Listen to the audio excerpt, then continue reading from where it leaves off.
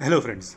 तो आज इस वीडियो में हम डिस्कस करेंगे सेबी का जो एक नया सर्कुलर आया है upfront collection of margin from clients cash segment में, उसके बारे में हम थोड़ा डिस्कस करेंगे। तो फ्रेंड्स, कुछ टाइम से ये क्वेश्चंस बहुत सारे लोगों के दिमाग में आ रहा था कि ये जो अपफ्रंट कलेक्शन ऑफ मार्जिन है ये आखिर होता क्या है। तो हमने सोचा कि क्यों ना इसके ऊपर एक वीडियो बना जाए। तो फ्रेंड्स, वीडियो शुरू करने से पहले जो हमारे नए व्यूवर्स हैं और जिन्होंने अभी तक हमारा चैनल सब्सक्राइब नहीं किया है वो चैनल को सब्सक्राइब कर लें, बेल आइकन को दबाएं, वीडियो पसंद आए तो लाइक करें और अपने फ्रेंड्स एंड रिलेटिव्स के साथ भी शेयर करें।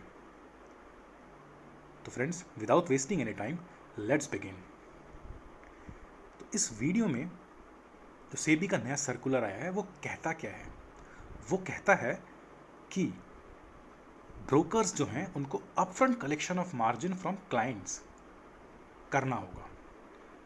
ब्रोकर्स को अपने क्लाइंट्स और ट्रेडर्स से शुरुआत में ही, ट्रेडिंग होने के पहले ही, उनको मार्जिन्स को कलेक्ट कर लेना होगा और उसका वेरिफिकेशन भी होगा।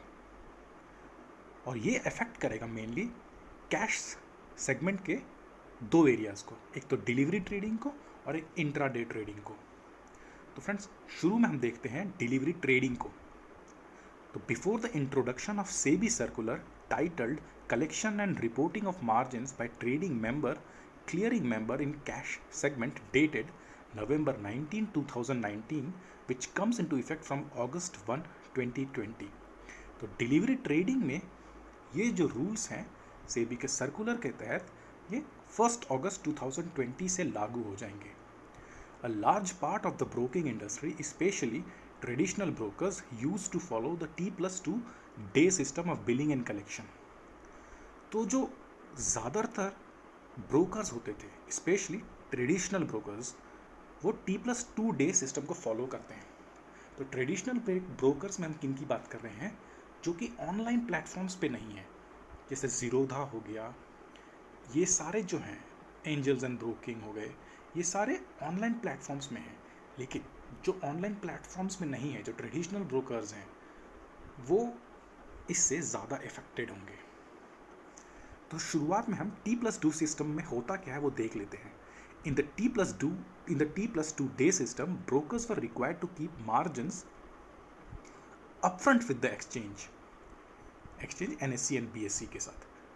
However, collection from the client was left at the discretion of brokers.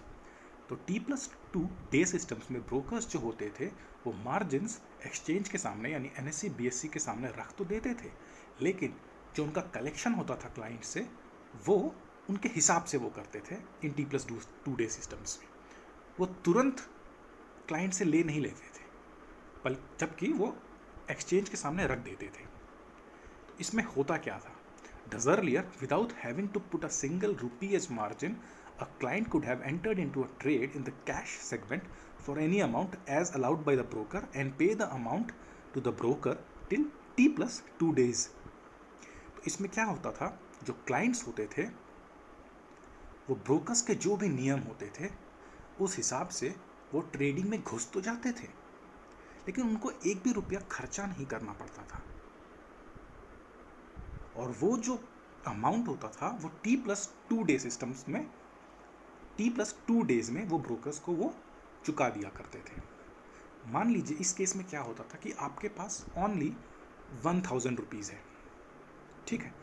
आपको ब्रोकर लिवरेज देगा सपोजिटली 5 टाइम्स का, तो आप ट्रेड कर सकते हैं 5000 रुपीज़ का। आपने 5000 रुपीज़, यानी आपके पास 1000 रुपीज़ था, आपने 5000 के कोई शेयर खरीद लिए, मार्केट क्लोज हो गया, आपके अकाउंट में शेयर्स आ गए। अभी आप 2 दिन का टाइम आपको, यानी टी हो गया आज का डेट जब आपने ट्रेड किया है, आज का दिन प्लस 2 डेज, आपको 2 डेज में वो अकाउंट में पैसे आपको डाल देने हैं ब्रोकर के अकाउंट में और वो क्लियर हो जाएगा।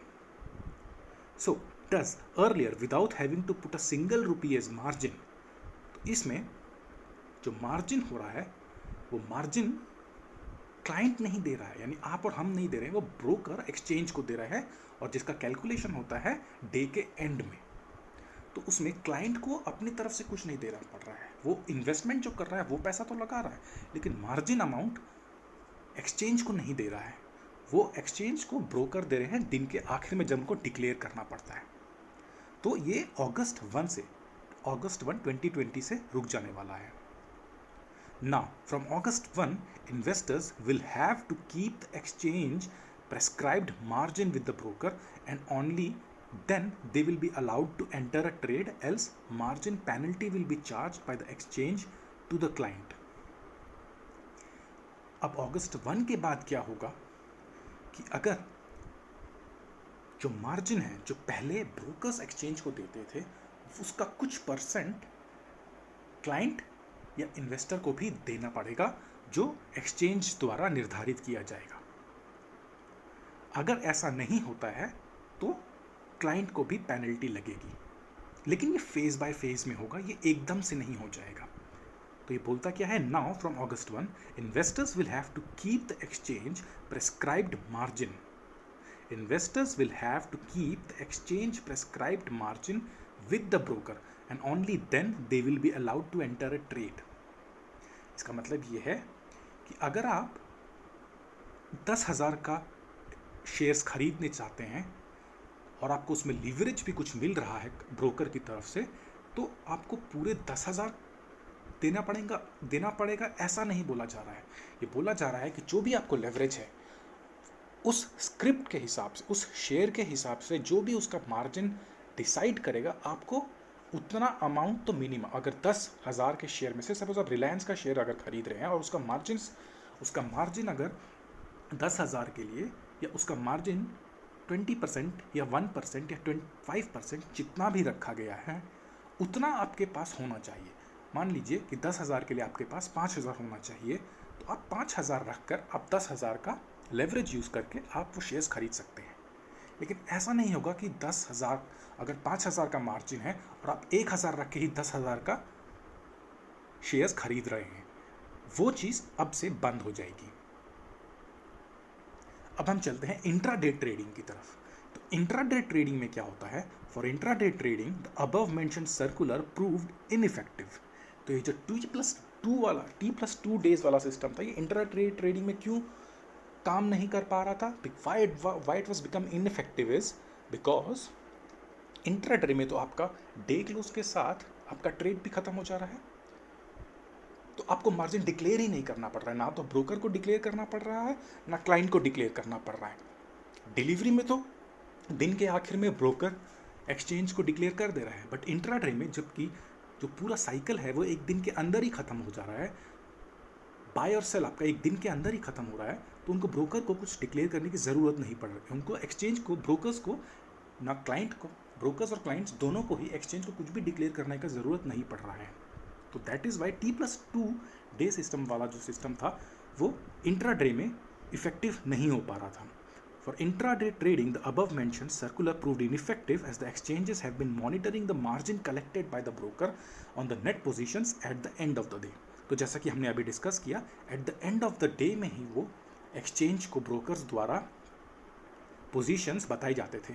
तो अगर एंड ऑफ द डे में आपका बाय और सेल ऑलरेडी कंप्लीट हो जा रहा है, तो क्लाइंट को भी और ब्रोकर को भी एक्सचेंज को कुछ भी पोजीशंस बताने की ज़रूरत ही नहीं पड़ रही थी।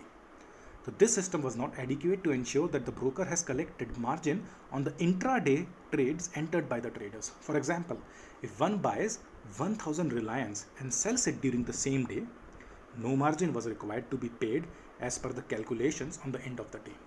तो जैसा कि हमने पहले डिस्कस किया वैसा ही, अगर आप 1,000 Reliance के शेयर खरीद रहे हैं और उसको एक दिन के अंदर ही मार्केट क्लोज से पहले आप बेच दे रहे हैं, तो मार्जिन की ज़रूरत ही नहीं पड़ रही है, बिकॉज आपको डिक्लेयर ही नहीं करना पड़ रहा है। Due to this the brokers were able to provide extra leverage for intraday trades to their clients. और इसी वजह से, जबकि डिलीवरी में शायद आपको अगर 4 टाइम्स या 5 टाइम्स लीवरेज ब्रोकर्स द्वारा दिया जा रहा था, इंट्राडे में आपका ये 10 टाइम्स, 20 टाइम्स, 50 टाइम्स भी हो रहा था। और कुछ traditional brokers because of more brokerage वो आपको 10, 100 टाइम्स और 200 टाइम्स भी दे रहे थे। हालांकि अगर आप ज़ीरोधा के यूज़र्स हैं तो वो आपको 4.5 टाइम्स ही लीवरेज देते हैं। और फ्रेंड्स, यहाँ पर मैं आपको बताना चाहूँगा कि मैं यहाँ पर ज़ीरोधा का कोई प्रमोट नहीं कर रहा हूँ, मैं ज़ीरोधा खुद यूज़ करता हूँ, इसलिए मैं जानता हूँ कि ज़ीरोधा में क्या चीज़ फॉलो की जा रही है, और मैं वही चीज़ आपको बता रहा हूँ। आप चाहें तो ज़ीरोधा भी यूज़ कर सकते हैं, मैं कोई इसका प्रमोशन नहीं कर रहा हूँ। Friends, due to this the brokers were able to provide extra leverage for intraday trades to their clients. With the introduction of framework to enable verification of upfront collection of margin from clients in the cash segments, the clearing corporations have been asked to provide the peak margin during the day to the brokers, which is required to be collected upfront from the traders and investors. तो friends, इस circular के बाद client को पहले ही margin देने पड़ेंगे। तो यानी अगर रिलायंस के 10,000 शेयर के लिए जो मार्जिन निकल के आएगा वो अगर 5,000 होता है तो आपके अकाउंट में एटलीस्ट 5,000 अमाउंट तो होना ही चाहिए, तभी आप 10,000 के शेयर्स विथ यूजिंग लीवरेज आप कर सकते हैं।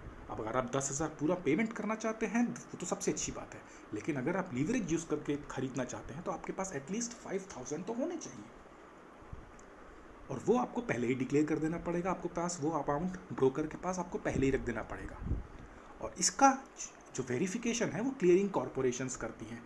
एनएससी के लिए एनसीएल करता है, और बीएससी के लिए आईसीसीएल करता है, जो इनके क्लियरिंग कॉरपोरेशन है एनएससी और बीएससी के लिए रिस्पेक्टिवली।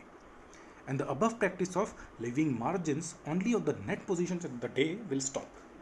तो इंट्राडे में तो and of the day positions की बात ही नहीं आ रही थी, तो ये भी चीज़ यहाँ पर खत्म हो जाएगी। However, this is going to be implemented in a phased manner and its impact will be felt from December 1, 2020 for intraday trades. तो जैसे कि पहले डिस्कस किया था, ये एकदम से नहीं कर दिया जाएगा, इसको धीरे धीरे लाया जाएगा। तो इंट्राडे में ये इफेक्टिव होगा दिसंबर 1 से, लेकिन डिलीवरी के केस में ये अगस्त 1 से ही हल्का हल्का चालू हो जाएगा। So after the full implementation of circular, leverage in intraday trading would still be prevalent, as the trader will have to pay only a fraction of the total investment as margin, VAR plus ELM prescribed by the exchanges. तो friends, एक और जो एक miss information अभी आ रहा है लोगों में कि इंट्राडे तो अब ख़त्म हो गया। तो दोस्तों, इंट्राडे ख़त्म नहीं हो गया, लिवरेज ख़त्म नहीं हो गया, ये ड्रास्टिकली रिड्यूस्ड हो गया है, और दिस इज़ फॉर गुड। पहले जो होता था कि 200% लिवरेज दे दिया, 100% लिवरेज दे दिया, वो चीज़ घट के अभी 4.5 टाइम्स से आ जाएगी। फ्रेंड्स, एक अगर हम एग्जांपल लें कि अगर आपको 200% का लिवरेज मिलता है या आपको 100% का लिवरेज मिलता है, तो मान लीजिए अगर हम 10% को भी पकड़ के चलते हैं, जबकि 100% लिवरेज भी किसी किसी केसेस में दिया जाता है, अगर हम 10% भी पकड़ ले फॉर सिंप्लिसिटी ऑफ कैलकुलेशंस, अगर कोई बड़ा इन्वेस्टर 1 करोड़ मार्केट में पैसा लगा रहा है, उसको 10% का लिवरेज मिल रहा है, 10 टाइम्स का उसको, सॉरी मैं परसेंट बोल रहा हूँ, टाइम्स की बात कर रहा हूँ, 10 टाइम्स, 200 टाइम्स, 100 टाइम्स, 50 टाइम्स का लिवरेज अगर मिल रहा है, तो अगर कोई 1 करोड़ वाला इन्वेस्टर है, बड़ा इन्वेस्टर है जो 1 करोड़ रुपया मार्केट में लगा रहा है और उसको 10 टाइम्स का लिवरेज मिल रहा है, तो वो मार्केट में 1 करोड़ पैसा लगा कर ही वो 10 करोड़ की बाइंग कर सकता है। Then friends, you can imagine, अगर वो 10 करोड़ मार्केट में लगा रहा है तो वो 100 करोड़ का बाइंग एंड सेलिंग वो कर सकता है। तो इससे मार्केट में रियल मनी तो नहीं आ रहा है, इससे मार्केट में एक फॉल्स वॉल्यूम क्रिएट होता है, एक फॉल्स ट्रेडिंग वॉल्यूम क्रिएट होता है, जो कि एक वोलेटिलिटी लाता है। और अगर आप देखें कि बहुत जो बड़े स्टॉक्स हैं, जो रिलायंस हो गए और बड़े बड़े आईटीसी हो गए, इनको तो उतना इफेक्ट नहीं करेगा। बट टेक एन एग्जांपल, अगर कोई पेनी स्टॉक है जिसका मार्केट कैप ही 600 करोड़ या 700 करोड़ का है या 1000 करोड़ का है, वहाँ पर तो ऐसे बड़े बड़े ट्रेडर्स, दे में क्रिएट हैवॉक देयर, वो तो वहाँ पर तूफान लेके आ जाएंगे, वो तो वहाँ पर तबाही मचा देंगे। और इसमें फंसता कौन है? आपके और मेरे जैसे छोटे ट्रेडर्स, रिटेल ट्रेडर्स। तो उन सभी की सेफ्टी एंड सिक्योरिटी को देखते हुए ये सर्कुलर्स लाए गए हैं, जो कि बहुत सही हैं। और VAR प्लस ELM जो होता है उसके बारे में एक बार डिस्कस कर ले। जो VAR होता है वो है वैल्यू एट रिस्क, और जो ELM है वो है एक्सट्रीम लॉस ऑफ मार्जिन। ये क्या होते हैं, इसके बारे में हमको ज़्यादा सोचने की ज़रूरत नहीं है। जैसे कि हम how the shares are calculated, हम उसके बारे में ज़्यादा जानना पसंद नहीं करते या हम ज़्यादा सोचते नहीं हैं। शेयर्स का एक वैल्यू होता है, म्यूचुअल फंड्स में NAV का एक वैल्यू होता है, उसके कैलकुलेटर्स होते हैं जो सेबी या एक्सचेंजेस के पास होते हैं। वैसे ही VAR plus ELM already SEBI के द्वारा, एक्सचेंजेस के द्वारा डिसाइड किए जाएंगे और ब्रोकर्स और क्लाइंट्स को प्रोवाइड किए जाएंगे। तो VAR प्लस ELM जो मार्जिन बनेगा, VAR plus ELM will be equal to margin, और वो जो भी होगा वो आपको बता दिया जाएगा, वो क्लाइंट्स एंड ट्रेडर्स को बता दिया जाएगा, और उतना मार्जिन आपको रखना पड़ेगा। और उसके हिसाब से जो ब्रोकर्स जितना लेवरेज प्रोवाइड करना चाहता है 4.5 टाइम्स का जो जीरोधा प्रोवाइड करता है, या फिर जितना 5 times 10 times at the most, या फिर एट द मोस्ट 20%, तो उस हिसाब से आपको उतना मार्जिन आपके अकाउंट में रखना पड़ेगा। और फिर उस हिसाब से जितना मार्जिन आपको 10 टाइम्स या 5 टाइम्स जितना भी आपको मार्जिन मिले, आप उस हिसाब से इंट्राडे में भी कर पाएंगे। तो दोस्तों कहने का मतलब ये है कि इंट्राडे ख़त्म नहीं होने वाला है, लीवरेज ख़त्म नहीं होने वाला है, हाँ ड्रास्टिकली रिड्यूस जरूर होने वाला है अच्छे के लिए। So does with the above two changes, extra leverage being provided by the brokers for both delivery and intraday trades in the cash segment will be stopped. तो इन दोनों जगहों पर जो आपका एक्स्ट्रा लीवरेज था, जो अननेसेसरी था और अनकॉल्ड था, वो ब्रोकर्स द्वारा जो क्लाइंट्स को अपने दिए जाते थे वो ख़त्म कर दिए जाएंगे। तो फ्रेंड्स, आशा है कि आपको हमारा आज का वीडियो अच्छा लगा होगा और आपको मार्जिन, अपफ्रंट मार्जिन में जो भी डाउट्स होंगे वो क्लियर हो गए होंगे। अगर कोई डाउट्स रह जाते हैं तो आप कमेंट सेक्शन में जाके कमेंट कर दीजिए, हम उसके बारे में फिर से आपको आंसर्स देना पसंद करेंगे। तो फ्रेंड्स, आज के लिए इतना ही। थैंक यू, धन्यवाद, जय हिंद।